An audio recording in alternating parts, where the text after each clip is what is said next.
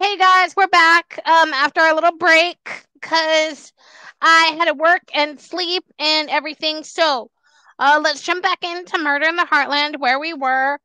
So when we left off, we had a mad dog killer on our hands, and now the next thing is the next scene that we see in this movie, Murder in the Heartland, is Charlie and Caril are having a sit down, like I guess lunch at a diner, and Chuck leans over to play a song on the jukebox where Santo and Johnny Sleepwalkers playing in the background. Um, and then, but it's a different version I noticed in this movie. But I couldn't see what song that he played on the radio. Um, and then this is a point where allegedly Carol goes to the bathroom and writes a note that says "Help me," but she doesn't leave it anywhere. And then we get this really weird um shot at the same time of Chuck knocking on the bathroom door, and like he's pounding and pounding and pounding and asks, and then like he she opens the door and he goes into the ladies room. He asks if she's okay, and then it just, in its bad quality, goes to the next scene where Elmer, the district attorney Elmer Shield, visits the Bennett house to tell him that they found their son and his girlfriend, and that he gives them some like bullshit speech about prosecuting them when he finds them or whatever, and you're just like, whatever, dude, so not convincing. Sorry about God. Um, so so I gotta say that Randy Quaid in this movie is so lackluster. Like, I know that he's playing a district attorney or whoever it is, but like, seriously, your eyes cannot take your eyes off. I could not take my eyes off like Tim Roth and like Frieza Bulk. They were And amazing. if you don't know that's Randy Quaid, you can miss him because I didn't even know that was him. Yeah, you could definitely miss him, and you should miss him because like fuck that dude. And He's by the freaking way, awful. Mr. Quaid, both y'all, why did y'all send your all fancy ass limousines to go pick up your people? Exactly. Anyways, Don't worry, I'll so wait. so after this little, bullshit speech to the Bennetts, again we go back to Charlie. He's in the car driving. It's really dark out, and they're on a long stretch of road. If you know anything about Texas, you know that some of them Texas back roads stretch for miles, like miles. And can I just say he drives like I do? Yeah, and he's just driving, and he's listening to the radio, and he hears Elmer Shield saying that he's filed first degree murder charges against Starkweather, but I also noticed that he has not mentioned um that Elmer Steele had not mentioned anything about Caril Fugate. Now back when I was watching this documentary, The 12th Victim, apparently for a bit there, they sort of thought that he had killed her or something to that effect. But again, that wasn't clear to me when I was watching this movie. Yeah, they thought that she was one of his victims. They thought that because they couldn't find her that she was one of his alleged victims. So I don't know. I and I think that was towards the end of the first part, but we're getting to that right now. So at that same time, Carol is asleep in the back seat of the car. She wakes up and she asks what Charlie's listening to, and then he says that he was listening to the basketball scores, and then he tells her they need to head back to Lincoln. Excuse me, sir, why are you going back to the scene of the crime? This is obviously what happens when you're a 19-year-old criminal. I'm just saying.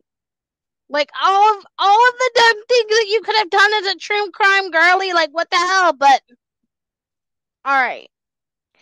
So they go back to Lincoln, and this is where they fucked up, by the way, because they may have look, out of all the fucked up shit or whatever. Like I get was happening or whatever. But of all the fucked up shit in your criminal mastermind genius, this is where you fucked up going back to Lincoln. So Charlie gets the bright idea that they're going to drive through the rich part of Lincoln. And that is where, again, I say that you fucked up. Because they pull up in this nice neighborhood and they're scoping out the houses.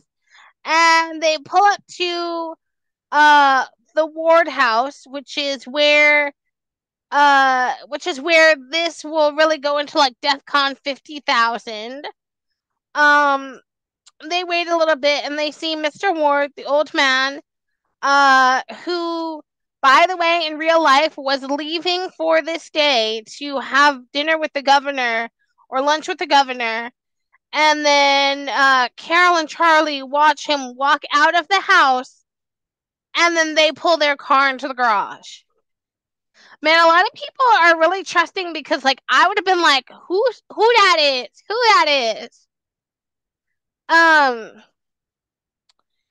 the next part is after they pull into the garage, Charlie holds the rifle to the maid, whose death as they walk into this house, which for 1957 was pretty like, oh, it was pretty fancy. I have to admit, I don't know who did the sets, but that was pretty fancy.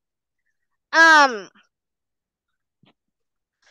so they have a little scuffle with the maid, and I don't think Carol was in that scene until later when they do the little flashbacks or whatever. No, But she doesn't then come in till the end when he's got the wife and the maid in the kitchen. Then she comes in. yeah, because he's in the maid. Uh-oh, girl, you're pausing.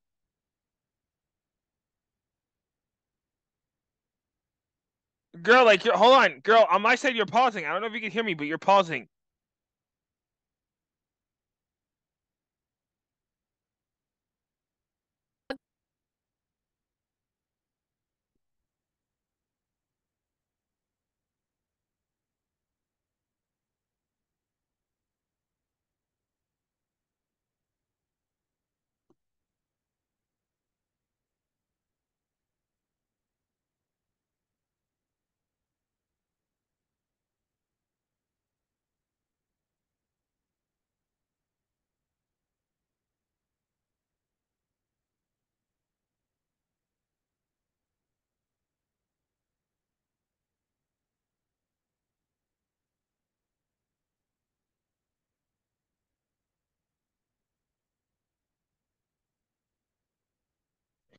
Okay, well, this is the part of the show where I will take a moment because she's having some technical difficulties. So basically, what she was saying was that Charlie and Carol were in the house, and he was having a tussle with the maid, I believe, and then there was a couple of other things that ensued.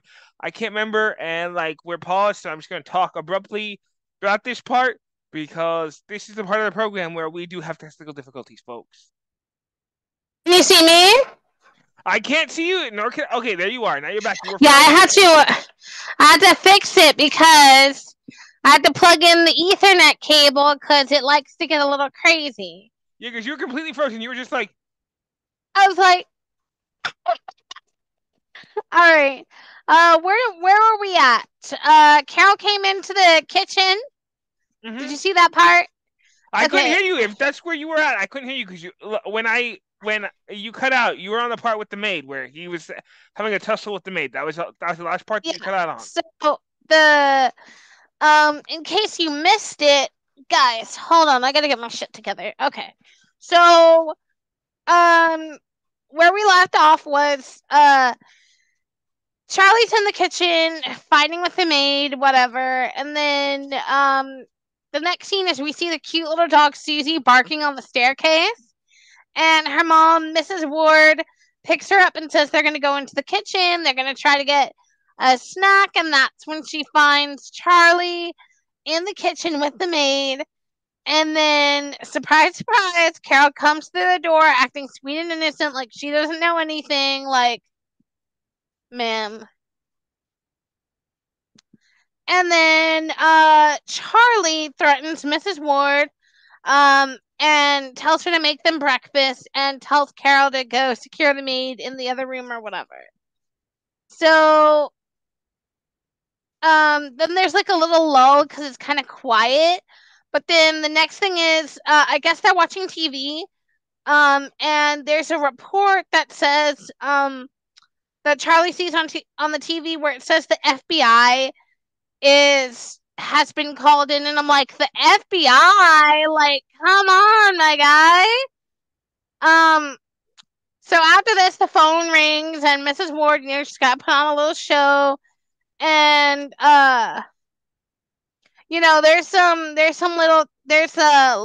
they have a little scuffle, and she asks if she can go change upstairs, and he's like, yeah. So of course he lets her go upstairs, and she's in the bathroom checking all the drawers to find the gun. And then while all that's happening, Charlie is downstairs, and he checks on Caril, who's asleep. It's like a very brief moment, like a little pose type of thing. And then he goes up the stairs to find Mrs. Ward, who's holding the gun. She tries to shoot it, but I think it's not loaded. Do you remember if it was loaded in that part? No, because I thought he took the bullets out of it. Oh yeah, because I think he took the Because bullets I out think of he it. grabs it, because he grabs it and he goes like this. And I Oh think that yeah, when he did that, that means he was taking the bullets out of it. yeah. I don't know. Like I wasn't paying it. I Because really wasn't paying. literally, he grabbed the gun from her because he saw it. Yeah, And he goes like this. He flicked the thing with his finger, and when he flicked it, I guess he's taking the bullets out of it, because then it jumps back to Caril in the living room. yeah. She wakes up in the living room now, all surprised. Like, oh my god, what was Or that? he was loading it because he fires a shot. So Oh I'm yeah, guessing. that woke her. Oh yeah, because that woke Caril up. And then she was like looking around, and then after that, Charlie throws a knife at her and kills her. Kills Mrs. Ward, by the way. Yeah. And that's when Caril wakes up. She goes upstairs, and then uh the next scene jumps to Charlie's putting shoe polish in his hair, and shows Caril how to clean up the knife, or shows Caril that he put the shoe polish in his hair, which I thought was kind of funny because Loki Tim Roth looks really good with dark hair. I'm just saying, but that's just me. Um, Now at this point, this is where Caril takes a fancy coat out of the closet, and she's trying them on, and then Charlie hears Mr. Ward come in and literally shoots him, like right there, and then they take his car. Like literally, in that one sentence, everything happened so fast. You were like, gee, you were like, oh my god, give me a minute to catch up. Um, so at this point now, because the Wards are in on it, now the Keystone Cops are freaking hustling because now the governor has stepped in because Charlie done fucked up. This Mr. Ward person was literally the governor's bestie, and now the governor's like ready to like shake some babies and kiss some ring, like kiss some ass and shake some babies, really. And the governor's arrived. He's like, I'm taking over this case, and he's gonna bring in the National Guard, and the whole city goes on a lockdown because he has spoken. That's pretty much what happens. And of course, Charlie and Caril are are driving the stolen car, and they hear on the radio about the National Guard, and they pull into the town, and there's a cop behind them, and this cop, I don't know what he was doing or whatever, just gets a bad feeling, and he radios in and asks what was the hair color of Starkweather and Fugate, and they say he's a redhead. So the fucking Keystone Cop pulls the cop car up alongside them. He looks over, he says something clever, and he drives off. Like, What the heck are you doing? Fucking, oh man, that part, I laughed so hard when that part was on because I was like, are It's you? almost like the movie Public Enemy, where Dillinger goes into the police station. I'm like, dude, he's right the fuck there. He was right there. I want to know if that part was true, by the way, because I love that movie. I love that movie so What much, by the part? way. Where he goes into the thing. You know, I haven't seen that movie in a while. We're gonna have to put that one on here. Yeah. Oh, Anyways, the Public Enemy. uh-huh. Yeah. All right, so I digest. So the next thing is they're driving. Charlie sees a car that's stalled on the side of the road. He pulls over and because obviously they're going to steal it. So he gets out of the car with a rifle and walks over to the car, and the man refuses to open the door. He's like, no, I'm not opening the door. So, of course, Charlie shoots him and then breaks the window. And at this point, Carol has a freaking nervous breakdown or whatever and starts screaming and hollering at the car. And I'm like, we are 11 victims in, ma'am, and now you're going to throw a fucking tantrum? I'm just saying. Like, okay, pop off, queen.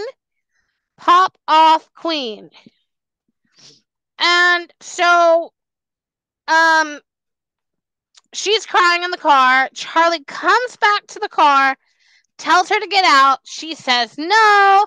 She's, whooping and hollering and da da da da. So he drags her out of the car. And then I wrote, Bruce Bulk is crying her ass off. Because she literally is. So, and then this other car pulls up to help. And Carol runs away because now another Keystone cop at this point has pulled up, and you're like, how many cops are going to pull the fuck up at this moment? So Carol sees the cop car. She runs to the cop car. She's fucking hysterical. And then the cop looks at her confused. And then she screams Starkweather or something about Starkweather. And then the cop calls it in because, they got to call it in. And that's when the first part of the movie ends, and you're like, oh my god, what else is going to happen in the end of this movie? Well, I'm going to tell you what happens in the next part because now we have jail and the trial and then death. Let me stop you right there. Hold on. Let me stop you right there. So if you watch the documentary, right, it says he got shot in the ear. Y'all, I want you to take notes and look at the scar that it left on his ear. There's certain people out there be claiming got shot in the ear and ain't no marks. Man, that ear fucking regenerated itself real quick. Like, girl, did you even put some Neosporin on that thing, or was that like a blood chip? Because I don't know. Anti-Twizzle. And then here was his security. Oh, the president's down. Hold on, let's rush to him. Like the little No, sloth from freaking the fucking Keystone cops under the Secret Service were like, hold oh. on, I'm gonna reenact the whole thing for you. Hold on a second. No, they were like, oh no, the president, he got shot. They're like, oh no, Mr. Trump, he got shot. Literally, that's what they were doing. Like, are you fucking kidding me right now? And letting him move around, his head's all like fucking exposed. I was like, Bucky Barnes could have taken that shot and cleared that whole fucking thing out in like not even 20 seconds. I digest. Let's get back to Murder in the Heartland because now I'm going to be pissed. So now you put on part 2 because the movie's on YouTube in 2 sections because this movie's like over 3 hours long, which I love a good movie. So now Starkweather's back in the car. He's driving. He's trying to make a run for it, and the Keystone cops are have taken Carol to the police station, and she's crying that she wants her family. She wants to see her mother.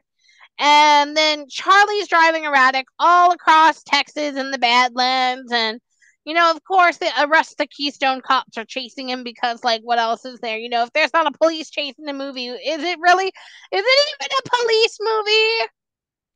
And I have a question. Okay, and I'm still dead set on this. You mean to tell me she was up in that house with him for like, what was it, 4 or 5 days? She ain't know her parents was dead? Oh no, I still don't believe that, but whatever. So this is the part that Deke was talking about. The cops are shooting at him through the window, and they graze his ear, and of course this makes him stop. He gets out of the car and he starts walking to the police, and they're shooting at his feet to get him to lay down so that they can arrest him. And finally, he gets down on the ground, and the police tackle him. And I'm like, well, it's only been like an hour and 30 minutes, boys. Anyways, so now, the police have him, and he's in the back of the cop car. But now we go back to the police station, and Carol's having a tantrum, demanding to see her mom and her baby sister. And so, what do the police do, and the others do, because they don't listen to women when we're speaking? Well, of course she gets sedated because if there's one thing, we don't need a hysterical serial killer ass broad. You know what I'm saying? So, Charlie's in the back of the car, and he's telling the cops about all of his crimes that he's committed, and they're like, "You've killed 10 people," or wait, I think that's coming up. But the next thing that I see was that he writes a letter to his mom in prison, says that she says to her that Caril had nothing to do with the killings, right? And now the prosecutors are like deciphering evidence, waiting for Charlie, who's being dragged in. And by the way, all the police dudes are smoking in the police station and the courthouse. That's when I noticed. I was like, did they really smoke so much? Guys, if you know anybody who was alive at that time, did they really smoke in the police station and like in the courthouse and in the hospital? Because like honestly, you guys have oxygen.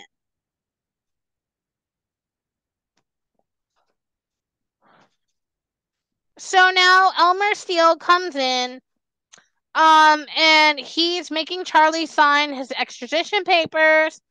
Of course, Charlie asks for them not to be hard on Caril because he said that she had nothing to do with it, which, all right, whatever you want to say, dude.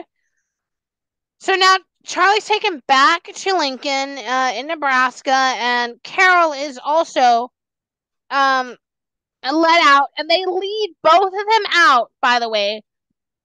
Charlie first, and then Caril, and then she gets in the police car right behind him.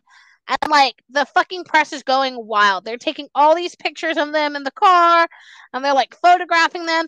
And I swear to God, in that documentary that we were watching, it almost looks to me like Caril is smiling and she kind of likes the attention. And I was like, Okay, you cut that too, right? Where she looks at the camera and she's like she turns back and she's like all serious. and I was like, okay. And then in that same documentary, I think it's the woman who had escorted her out said that in the car when they were talking, Caril said something about the coat that she was wearing, that it was a really nice coat. And then like the woman is like, but you should like really be focusing on something else because you're like literally being charged with murder right now. And then in the documentary, everyone's like, "Oh, poor Caril. She didn't know what she was signing. She's getting extradited back to Lincoln." Da da da da. Okay, so now they We'll go into our thoughts on that in a minute, y'all. So now they are taking Charlie back to Gearing, Nebraska. And the only reason I say Gearing is because when they pulled up at the courthouse, it said Gearing. So that's what I'm saying. So at that point, in the talk, while he's being transported to Gearing, that's when Charlie confesses to the murder of the gas station clerk, and he's correcting the officers because they're telling him that he's got 10 kills, and he's like, no, it's 11, because of the gas station person, which they never even connected that to him or anything like that. Um, and then the next scene is where they're all being taken into the actual prison and in their cells, and Caril is put in the same cell block where Charlie is, and he's trying to get her attention, but she's ignoring him.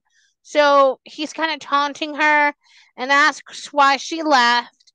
And he tells her to let him do the talking and so on and so on. And then, of course, the Keystone Cops tell him to quiet down. And then I noticed that there's another quote here that I think was from Starkweather actually saying, but I couldn't quite make out exactly what was said, so I didn't write it down, and that was my apologies. And then so in that documentary, right?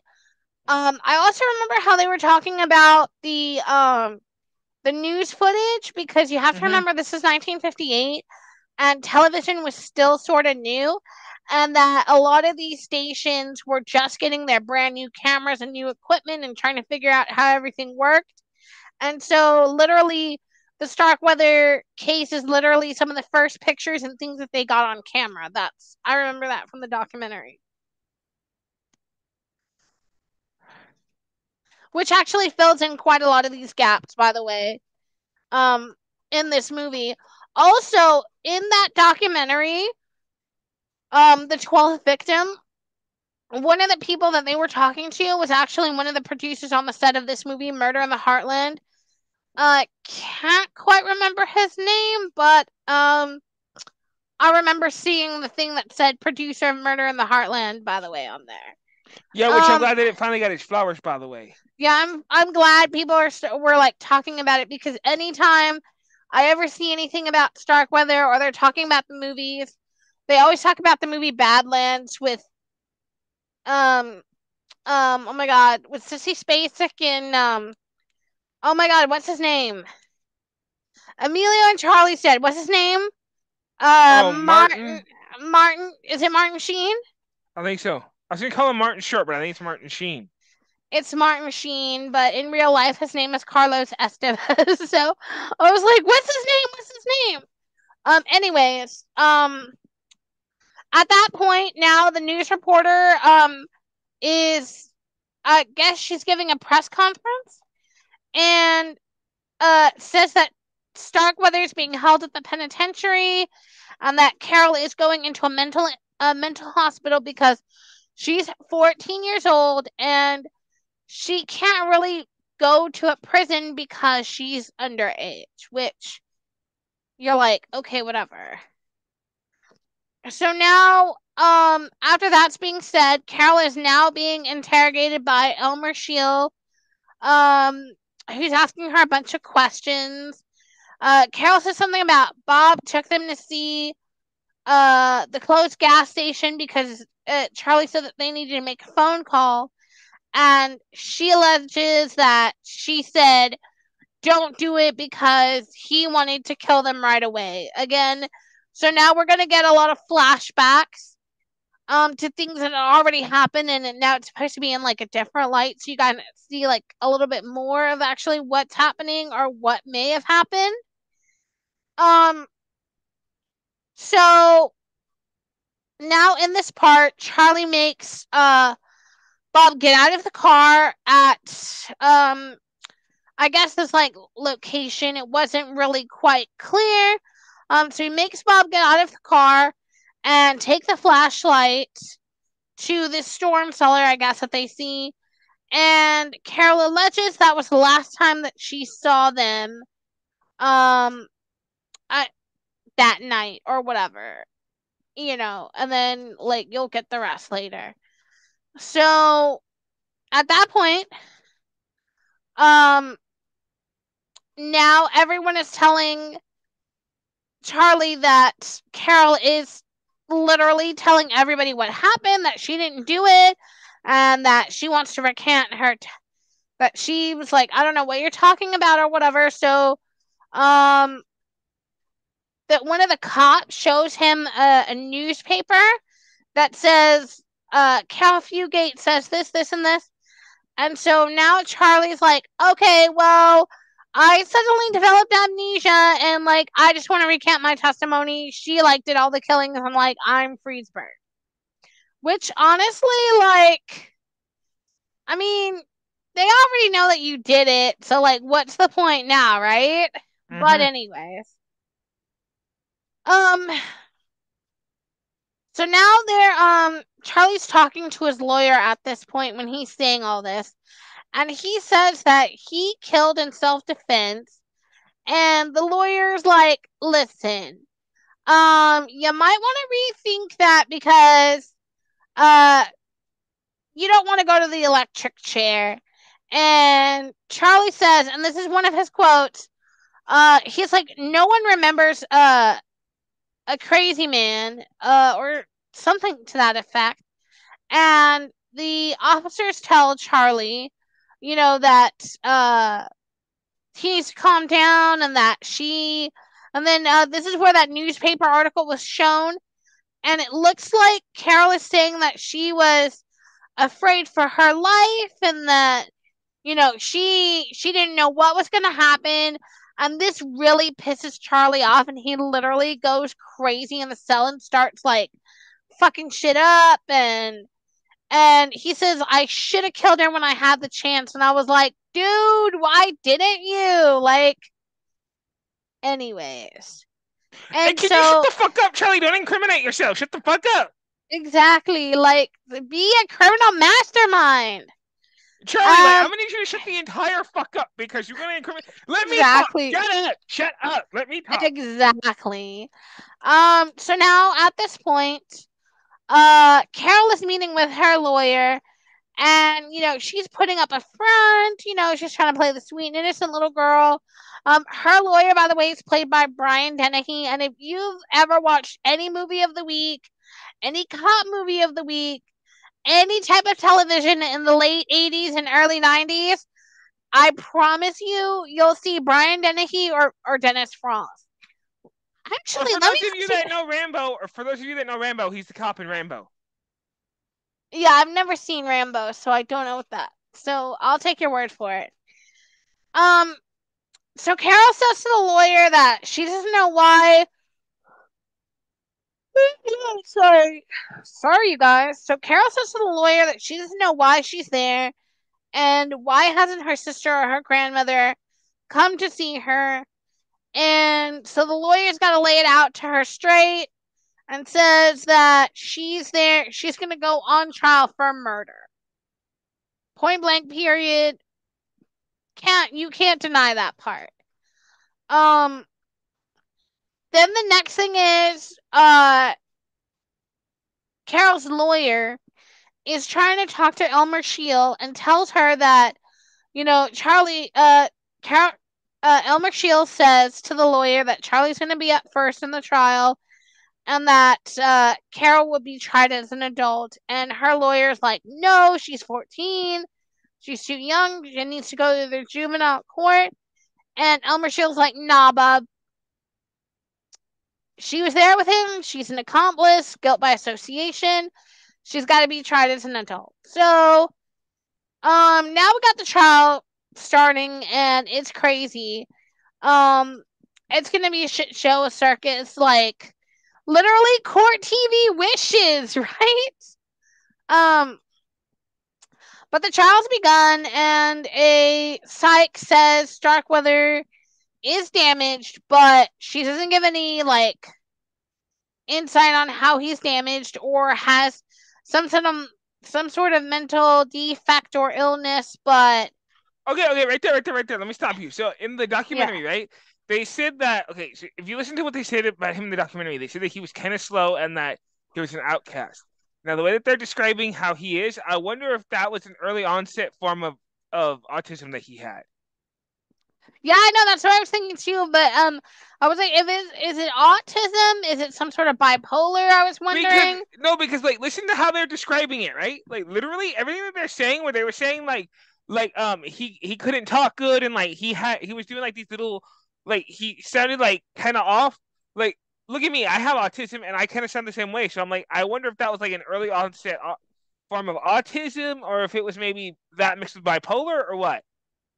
Yeah, that's what I thought too. Like, I was literally thinking about that, and I was like, I tried to go back to see if I could find any like definitive proof, but you guys, this was 1958.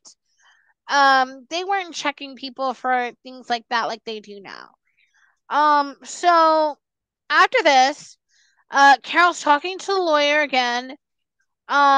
He tells her that he wanted her to be tried in a juvenile court, but he also tells her that she'll be tried in the adult court, and that um the lawyer's also saying to her that Charlie is telling everyone that she isn't innocent, that she was also a willing accomplice, and um she goes crazy. She throws this like little, you know, tantrum.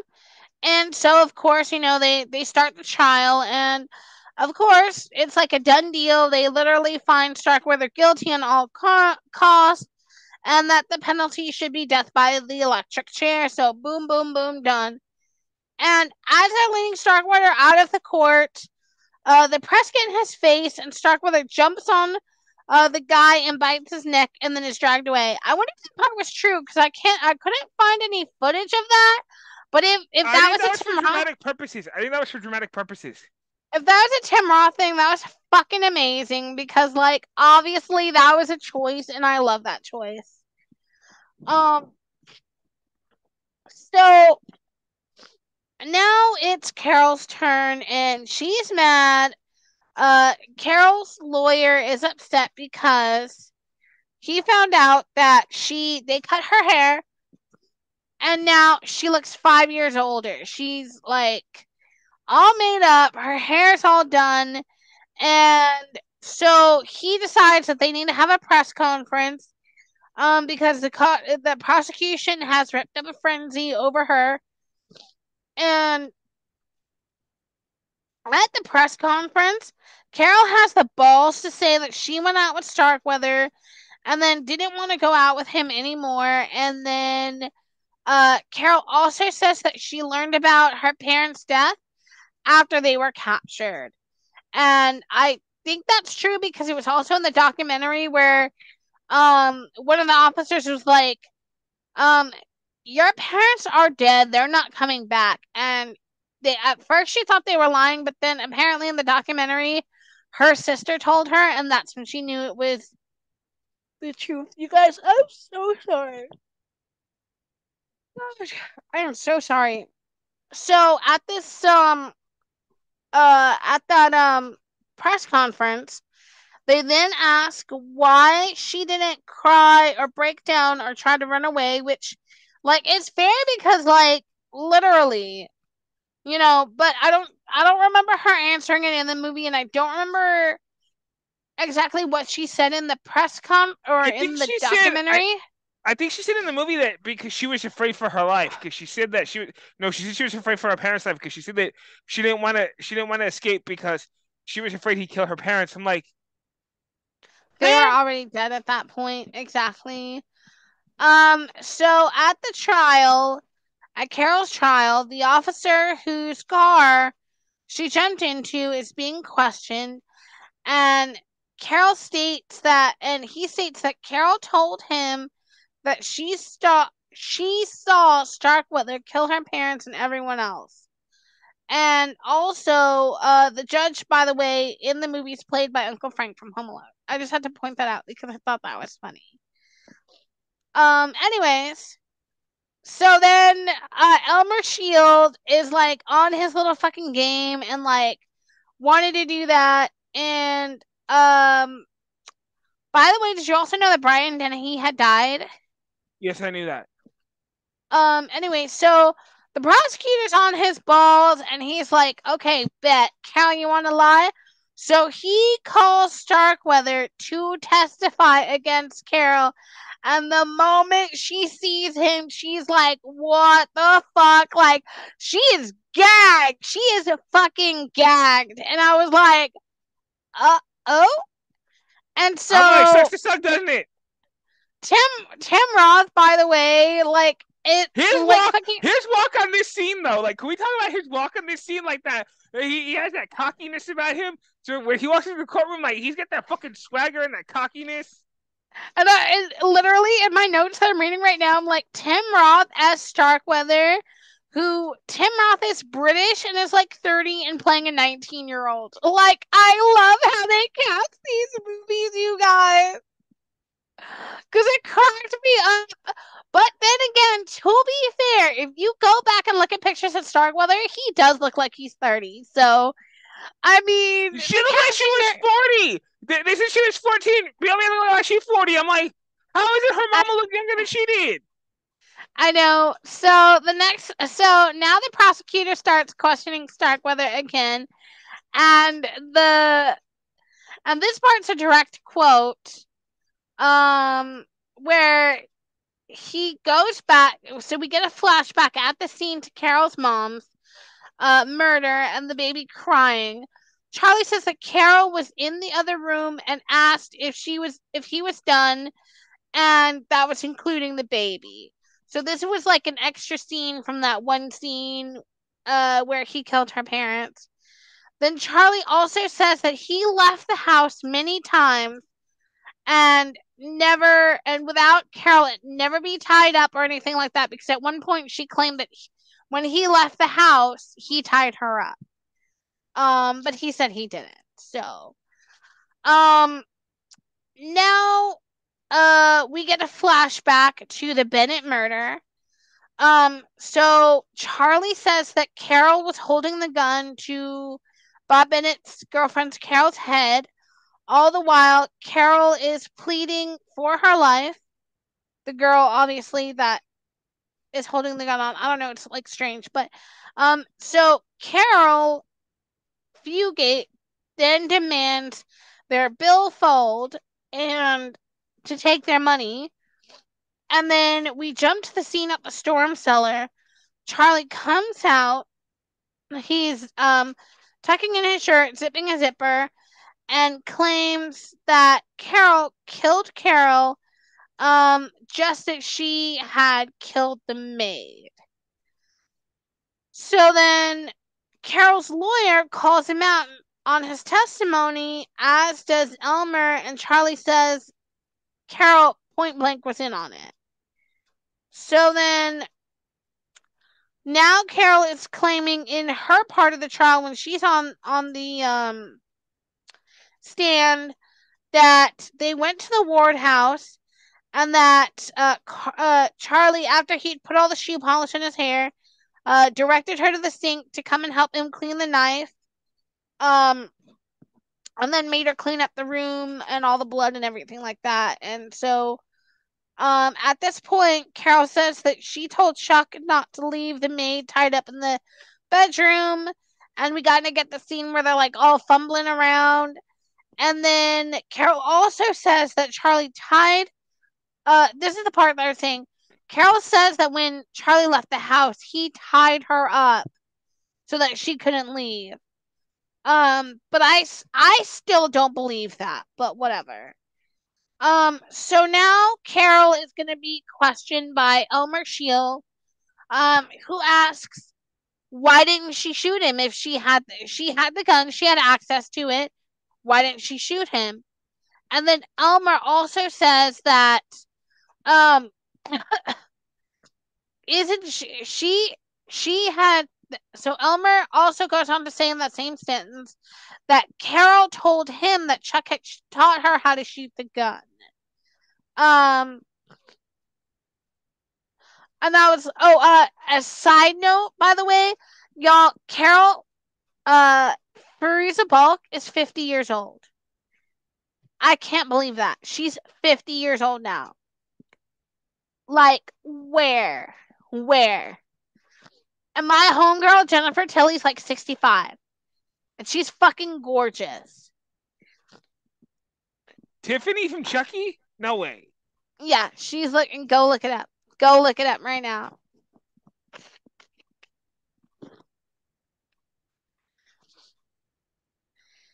All right. And then, so also, At this point, while she's being interrogated by Elmer Shield, she's saying that her and Charlie had opened a savings account at the bank and that everything was, copacetic between them. Elmer Shield is still interrogating her, and then we finally see that she gets sentenced to life in prison, and she's shocked. And then Caril starts launching a campaign to um try to get exonerated, but it doesn't work out. She writes a letter to the president, uh, President Eisenhower, by the way, um, who says that it's a state matter. She's got to take that up with the state. And then the clock strikes. What time was it? 12. I think so. And then the last scenes is we get the dead man walking where Charlie's being led to the electric chair, and this is one of the few movies I've seen that gives a good representation about what happens at the electric chair.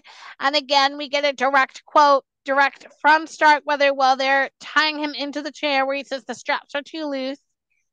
They ask if he has any last words. He doesn't say anything. They hit him 3 times with the electricity, and then boom, he's out. And then we get Hair perfectly combed, by the way. And anybody exactly, who deals with the electric chair knows they gotta shave you bald as the baby's ass. exactly. His hair's perfectly coiffed. He looks good in the little denim outfit that he's wearing.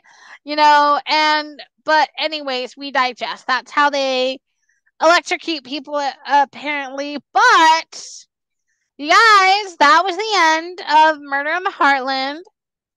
I don't know about y'all, but I'm exhausted after going through that. It was like a 3-hour movie, and it's good to watch it. This is one of those movies that I watch like maybe every couple of years, but I have to watch a crappy copy on YouTube. And you know what I was thinking the entire time I was watching the movie? I was like, this motherfucker never ran out of gas. Exactly. I'm like, he's driving around this entire fucking city. Now, me being a driver, I know for a fact you run out of gas pretty quickly. How the fuck these motherfuckers not run out of gas? I know, or like only once or twice, but I guess that was all the cars that they were stealing. And I mean, they got pretty far. Like killing 11 people in the span of like maybe 2 to 3 weeks. That's kind of hardcore, y'all. I mean, that's kind of hostile. I'm just saying. You know what I mean? All right, Bacon. So let's talk about what we have upcoming, shall we? Yes, we have We some. Go ahead. we had originally planned to do the Lord of the Rings, but due to unforeseen circumstances, we I.e., haven't. Yeah, with work and everything like that, because I picked up some extra shifts, so that got put to the side for a little bit. But we do have a special episode coming up on Thursday. We're going to be discussing some of Lisa Marie Presley's book, From Here to the Great Unknown. Um, and we have a special guest on that show. Not more on gonna that say later. we're not gonna say who the special guest is or anything like that, More on that but later. more on that later. You'll see them when they come out on Thursday, and then Sunday we will probably start with The Hobbit, or maybe we'll start with the horror movie, and then or like a scary movie that I can tolerate, and then go into The Hobbit. But anyways, and this Because has been one thing about us is we don't really do Halloween movies. Although I still think that we should do the Houdini movie. That's just me though. we're gonna do the Houdini movie, but we don't really. I like scary movies, but it has to be like the tame ones. Like I'm gonna watch Wednesday here in a little bit. Obviously the Hocus Pocus and like practical magic and things like that. Um, I'm gonna and see that one that again. I haven't seen that in a while. it's on. We have it on our Voodoo. And then, of course, Agatha all along because I'm loving it. Got to get caught up for Wednesday because Wednesday is going to be the shit, y'all. And then we have 4 more episodes left on Agatha. all And then at along. some point within the next few months or the remaining months, we will definitely get into Law and Order. Yeah, we're trying to figure that out. We haven't figured that out yet. But, anyways, we will see you guys on Thursday and then Sunday. We'll see you on Thursday for the Lisa Marie Presley review, and then Thursday we'll start with The Hobbit, the first one in the trilogy or whatever it is. I have been Bacon Tim's version or sorry, I have been Pickles Tim's version, and this dude over here is who are you? I'm Bacon. I can't see what that says. He's Bacon Fruse's version. Yeah. Anyways, this has been the Pickles and Bacon Show Rewind. I'm gonna upload the first part from yesterday right now, and then this part as soon as it's available. You guys be nice to each other. Remember, like, comment, and subscribe. Share if you can. But this is it. Bye. Bye.